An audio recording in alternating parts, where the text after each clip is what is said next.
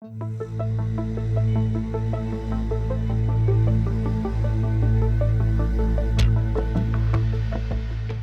à tous, je suis ravie d'être ici et de vous parler aujourd'hui d'un problème majeur touchant à la fois au droit et à la cybersécurité. Je vais parler des défis juridiques de la divulgation coordonnée, de la divulgation des vulnérabilités informatiques, et je vais me concentrer sur un aspect en particulier qui est celui de la protection des hackers éthiques en France et les incohérences européennes qui subsistent à ce sujet. Aujourd'hui, la cybersécurité est un enjeu omniprésent touchant tous les aspects de nos sociétés hyperconnectées. La capacité à identifier, divulguer et corriger ces vulnérabilités devient rapidement une priorité pour renforcer la cybersécurité, que ce soit grâce aux hackers éthiques dans le cadre des programmes de bug bounty, par exemple, ou dans le cadre des politiques de divulgation coordonnée des vulnérabilités. Je tiens à préciser que si le cas d'un hacker éthique qui agit dans le cadre d'un programme de bug bounty ne pose généralement pas de soucis parce qu'il y a un contrat, il y a des clauses contractuelles, la situation n'est pas la même pour un hacker autonome. Cette question est plus délicate d'un point de vue juridique. Donc, avant d'entrer dans le vif du sujet, qu'est-ce qu'une politique de divulgation coordonnée des vulnérabilités ? Il s'agit d'un ensemble de règles prédéfinies par une organisation responsable des systèmes informatiques ou par une autorité publique, permettant à des participants ou hackers éthiques bien intentionnés d'identifier d'éventuelles vulnérabilités dans ces systèmes. Et le plus important, ces règles permettent de définir un cadre juridique. Plusieurs acteurs différents peuvent être identifiés dans cette politique. On a par exemple le découvreur de la vulnérabilité, qui peut être aussi le rapporteur de cette vulnérabilité. Dans la plupart des cas, il s'agit d'un chercheur en sécurité, d'un hacker éthique. Nous avons aussi le designer, c'est-à-dire le vendeur du produit vulnérable, l'organisation concernée par exemple. Nous avons aussi le deployer, c'est-à-dire celui qui va apporter un patch, un correctif. Et nous avons aussi le coordinateur qui peut, son rôle est parfois facultatif. Gardez en tête pour la suite de cette présentation qu'il existe différents modèles de politique de divulgation coordonnée. Moi, je vais me concentrer sur deux modèles en particulier, à savoir le modèle centralisé et le modèle décentralisé, que je vais détailler par la suite. En France, nous avons un modèle centralisé avec l'ANSSI comme seul intermédiaire dans le processus de divulgation. Il agit donc comme une sorte de coordinateur public. À l'inverse, dans des pays comme la Belgique ou les Pays-Bas, il y a un modèle décentralisé où les agences gouvernementales n'ont qu'un rôle de soutien. Pour revenir à notre politique de divulgation coordonnée, il s'agit donc d'un mécanisme essentiel qui permet de signaler les failles de manière légale, responsable et sécurisée. Et ce processus repose en grande partie sur les chercheurs en cybersécurité, sur les hackers éthiques, dont le rôle est crucial mais souvent peu protégé. Ces acteurs font face à des obstacles juridiques considérables malgré leur contribution essentielle à la cybersécurité. De plus, cette politique reste inégalement adoptée et appliquée dans les États. Tous les États ne disposent pas de ce type de programme en raison de priorités nationales divergentes, d'un manque de ressources ou encore de la complexité à établir un cadre juridique harmonisé. Et même dans les États qui ont mis en place ce type de politique, les chercheurs éthiques sont souvent peu protégés et risquent des poursuites, faute de clarté dans les règles et les régimes de responsabilité de chacun des acteurs impliqués, y compris des entreprises. Donc ce manque d'uniformité expose les systèmes informatiques à des attaques majeures, comme celle que vous pouvez voir ici. Toutes ces attaques montrent que sans un cadre juridique clair et des procédures de divulgation efficaces, La cybersécurité globale est mise en péril et la gestion des risques devient incertaine, tant sur le plan technique que sur le plan juridique. Un manque de coordination entre les parties prenantes pour détecter, signaler, divulguer et corriger ces vulnérabilités a également été un facteur clé de ces attaques. Ces vulnérabilités ont nécessité une réponse précipitée de la part des acteurs et ont révélé des lacunes importantes dans la gestion de la cybersécurité à grande échelle. Si on prend l'exemple de Spectre et de Meltdown, il a été rapporté que l'entreprise Intel avait partagé des informations avec les entreprises technologiques chinoises avant de notifier le gouvernement américain des failles, alors même qu'il était dans l'obligation légale de notifier les agences gouvernementales.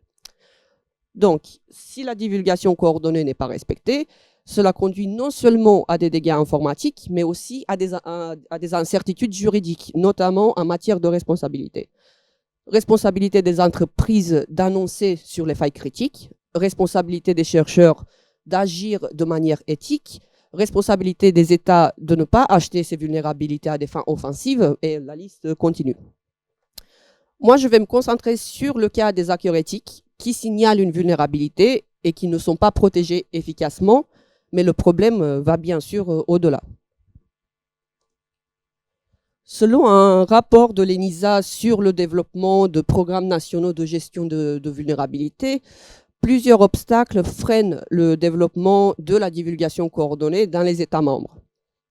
On a une protection juridique insuffisante des chercheurs et des fortes disparités entre les régimes juridiques des États. Il y a un cadre juridique flou, une correction trop tardive de vulnérabilité et une gestion inadéquate du contrôle et du suivi de celle-ci. Il y a une mauvaise coordination et communication entre les acteurs et enfin des procédures administratives lourdes à respecter. Donc, dans cette présentation, je vais explorer ces défis de manière non exhaustive, bien sûr, en mettant l'accent sur la protection des hackers éthiques en droit français et ensuite sur les incohérences du cadre juridique européen sur la question. Tout d'abord, et à ce jour, les chercheurs font face à des règles juridiques ambiguës et parfois à une illusion de protection. Et cela nous amène à examiner plus en détail le cadre juridique des chercheurs, des hackers éthiques en droit français, qui, malgré ces progrès, reste insuffisant pour garantir une sécurité juridique complète. Le cadre juridique français concernant la protection des chercheurs présente une apparence de progrès, mais dissimule quelques lacunes importantes qui continuent d'exposer ces chercheurs à des risques juridiques. L'évolution législative amorcée en 2016 avec la loi pour une république numérique a permis des avancées, mais celle-ci demeure insuffisante pour instaurer une véritable zone de protection des chercheurs. Donc avant 2016, nous avons une situation juridique précaire parce que avant l'adoption de cette loi, les chercheurs de bonne foi qui se trouvaient dans une zone de risque légal permanent et le droit français ne faisait pas de distinction entre les actes malveillants et les actions de bonne foi, exposant les chercheurs à des risques juridiques.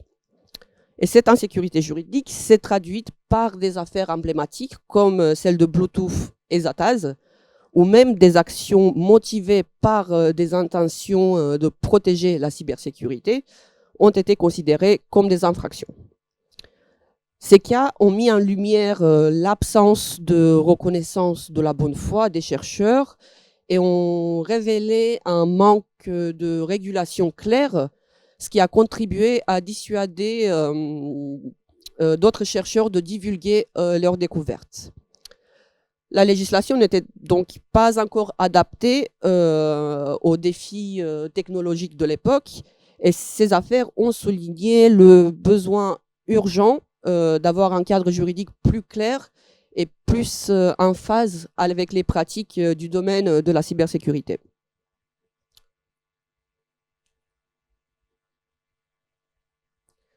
Après 2016, nous avons des avancées législatives, mais qui demeurent limitées. La loi de 2016 a donc constitué une avancée pour la protection des chercheurs de vulnérabilité en France, parce qu'elle a mis en place une protection conditionnelle, une protection soumise à quelques conditions. Et le plus intéressant de cette loi est son article 47, qui introduit une dérogation au Code de procédure pénale. Désormais, le chercheur de bonne foi qui signale la vulnérabilité directement et seulement à l'ANSSI ne sera pas poursuivi par le procureur de la République. Mais si le chercheur ne respecte pas ces deux critères, à savoir être de bonne foi et signaler la vulnérabilité seulement à l'ANSSI, il demeure vulnérable aux sanctions prévues par le Code pénal pour accès et maintien frauduleux dans un système informatique. Donc, bien que cette loi protège les chercheurs contre les poursuites du procureur, elle ne les met pas à l'abri de poursuites engagées par l'organisation concernée, qui peut toujours engager des poursuites, que ce soit au civil, au pénal ou dans le cadre de la propriété intellectuelle. Le chercheur donc est obligé de passer par l'ANSSI et ne peut pas alerter le responsable du système directement.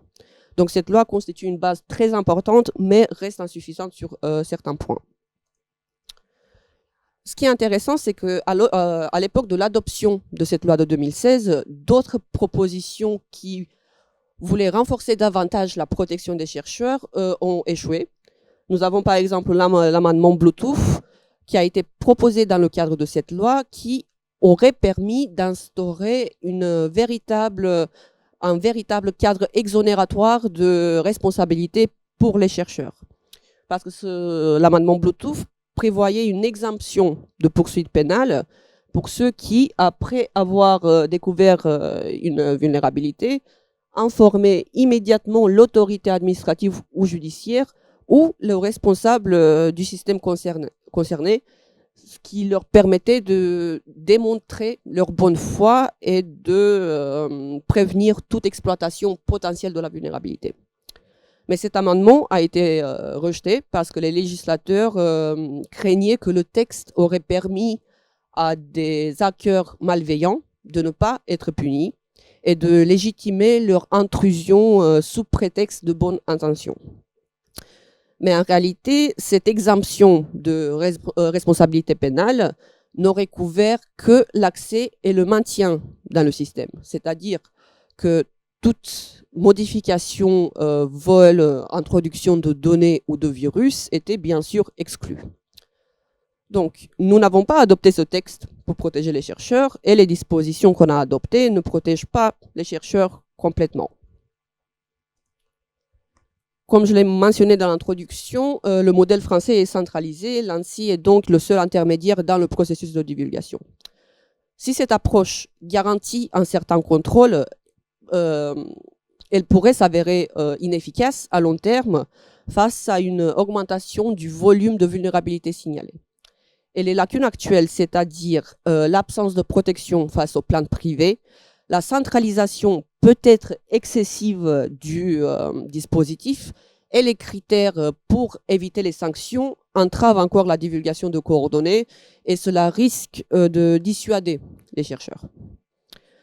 Pour renforcer l'efficacité du système de cette politique, une réforme inspirée de modèles européens plus flexibles et décentralisés pourrait être une solution. Un modèle décentralisé permet de favoriser une interaction directe entre les chercheurs et les responsables des systèmes, ce qui limite aussi le nombre d'intermédiaires. Par exemple, aux Pays-Bas, le modèle décentralisé permet aux chercheurs de signaler directement la vulnérabilité aux responsables des systèmes.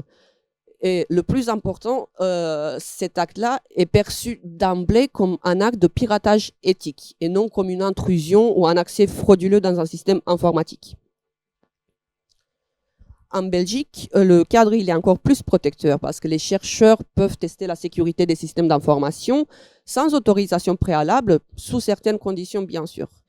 Ils doivent agir de manière proportionnée, c'est-à-dire qu'ils ne vont pas lancer des attaques DDoS dans toutes les agences gouvernementales.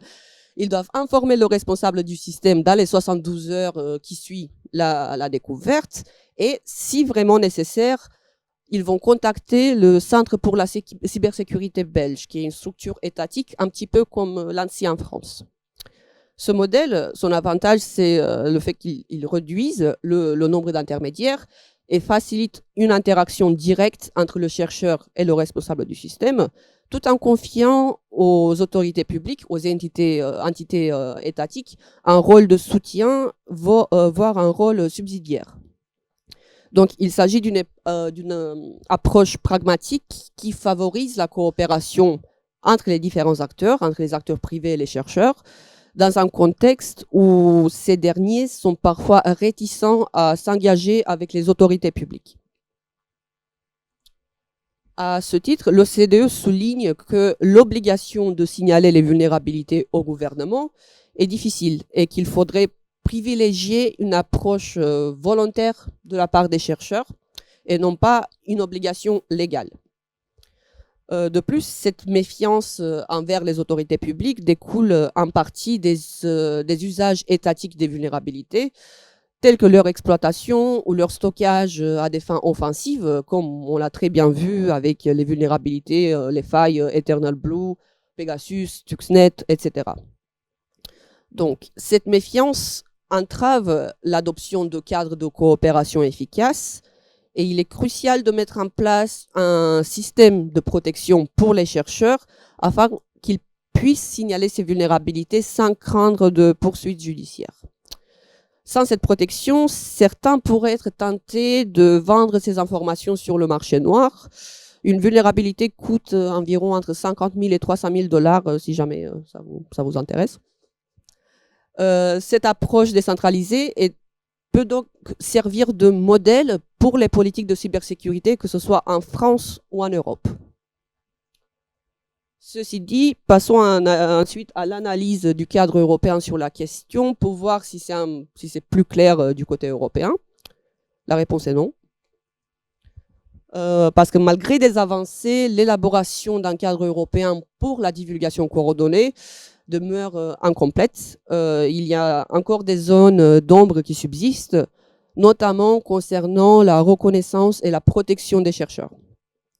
Et un constat initial met en lumière une faiblesse dans la législation européenne parce qu'elle ne propose pas de cadre spécifique pour gérer les vulnérabilités identifiées par les chercheurs, mais encore inconnues par les organisations concernées. Et ces situations sont pourtant au cœur des enjeux de cybersécurité parce qu'elles vont conditionner la rapidité et l'efficacité du processus de divulgation et de correction. Donc, en dehors de quelques initiatives non contraignantes promues par l'ENISA, telles que des rapports ou des guides pratiques, l'Union européenne a également pris des mesures législatives sur le sujet. Par exemple, le règlement European Cybersecurity Act attribue à l'ENISA la mission d'assister les États dans l'élaboration de politiques de divulgation coordonnée, sans donner trop de détails. Plus récemment, nous avons le règlement Cyber Resilience Act qui mentionne les chercheurs de vulnérabilité, mais sans préciser à qui le chercheur doit s'adresser en cas de découverte. Parce que le texte s'adresse principalement aux organisations, ce qui contribue à l'insécurité juridique des chercheurs. De son côté, la directive NIS 2 n'apporte que peu de précisions sur le statut des chercheurs, bien qu'elle reconnaisse dans son considérant 60, qui malheureusement n'a pas de valeur contraignante juridiquement parlant, les défis auxquels les chercheurs doivent faire face, notamment en matière de responsabilité pénale, les États membres sont simplement encouragés à établir des lignes directrices pour prévenir les poursuites pénales et civiles. Donc, les textes européens laissent la plus grande part de responsabilité aux États, y compris les défis juridiques non résolus. Sans entrer dans les détails, un autre point de réflexion concerne la notification des vulnérabilités dans la législation européenne qui manque un petit peu de cohérence. Nous avons le Cyber Resilience Act qui impose un délai strict de 24 heures pour notifier l'ENISA des vulnérabilités. Et nous avons aussi la directive NIS 2 qui prévoit des rapports trimestriels aux CIRT nationaux. Et ces divergences peuvent compliquer la gestion des vulnérabilités, notamment pour les entités qui seraient soumises aux deux cadres, par exemple les fournisseurs de services cloud ou les opérateurs de réseaux télécoms. Donc, en l'état actuel, le droit de l'Union européenne ne prévoit pas expressément que les chercheurs puissent soumettre directement leurs découvertes au CIRT, au coordinateur.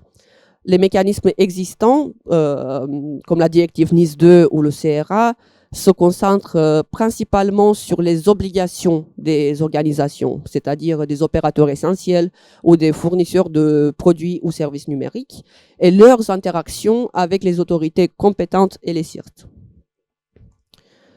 Et la mise en œuvre de cette politique de divulgation coordonnée reste inégale, parce que malgré son importance, seulement 4 États membres de l'Union européenne disposent d'une politique pleinement établie, ce qui représente un frein majeur à la mise en place d'un cadre collaboratif pour divulguer ces vulnérabilités. Et ce manque de cohérence est aggravé par l'absence de protection juridique claire, ce qui expose les chercheurs à des poursuites coûteuses.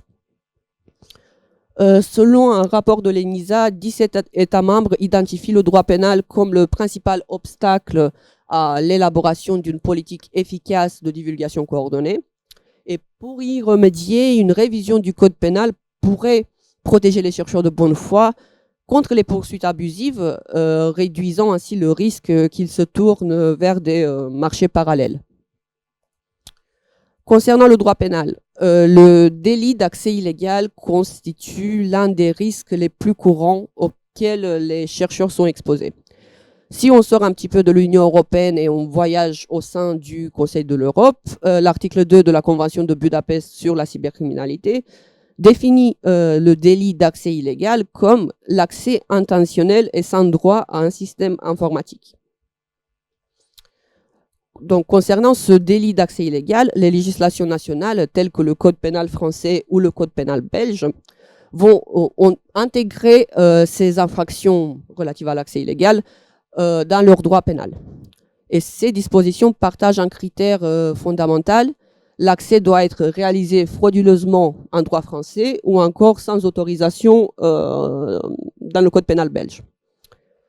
Donc, ce critère de sans autorisation est crucial parce qu'il va constituer le levier principal pour limiter les risques juridiques des chercheurs.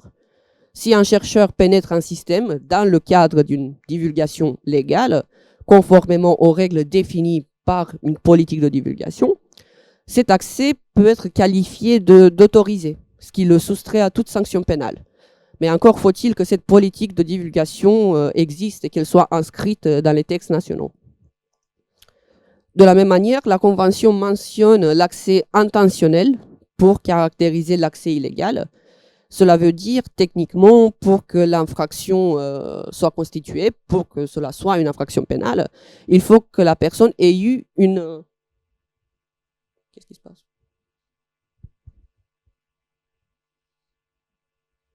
Donc, il faut que cette personne ait eu une intention de nuire, c'est-à-dire une intention délictueuse, coupable, frauduleuse. Et ce critère soulève des interrogations lorsque l'accès est réalisé par un chercheur dans le but d'alerter sur une vulnérabilité et non pas avec l'intention de nuire. Et l'un des problèmes de ce critère est l'interprétation différente parmi les États signataires, que ce soit en Europe ou en Amérique du Nord. Par exemple, le Canada demande une malicious intent, c'est-à-dire une intention malveillante. Ainsi, si une personne agit de bonne foi, sans malveillance, son accès ne constitue pas un délit, en théorie. Aux États-Unis, les chercheurs peuvent bénéficier d'une sécurité juridique lorsque leur accès est autorisé par une politique de divulgation, même si cet accès est intentionnel. En Europe, et comme vous l'avez déjà compris, les approches divergent. En France, on parle d'accès frauduleux. En Roumanie, on parle de l'accès sans droit. En Belgique, on parle d'intention frauduleuse. On voit donc cette notion d'intention très importante en droit pénal qui apparaît dans le droit belge. Et les différentes interprétations par les États signataires de l'intention au sens pénal génèrent une insécurité juridique pour le chercheur et pour leur protection, notamment lorsqu'ils accèdent à des systèmes dans le cadre d'une démarche coordonnée, mais que leur intention est interprétée différemment selon le droit applicable. Par exemple, un accès effectué de bonne foi dans le cadre d'une divulgation coordonnée peut être exonéré de responsabilité pénale dans un État où l'intention malveillante est requise, mais constituer une infraction dans un autre où seule l'absence d'autorisation est considérée.